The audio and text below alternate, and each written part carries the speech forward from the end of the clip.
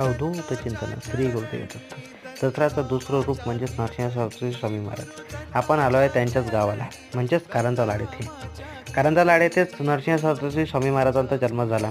जन्मताच त्यांच्या तोंडून ओंकाराचा उच्चार निघत होता आणि त्यानंतर 7 वर्ष ते हे त्यांच्या तोंडून ओंकाराचे उच्चारच निघत होतात. त्याच्याशिवाय ते एकही शब्द बोलत नव्हते.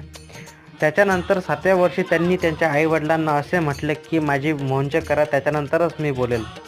आणि आश्चर्य असे की जेव्हा मोहनचे झाली ते एकदम वेद बोलायला लागले आणि त्यांच्या सगळ्या लोकांना कळले की हे एक अवतारी पुरुष आहे.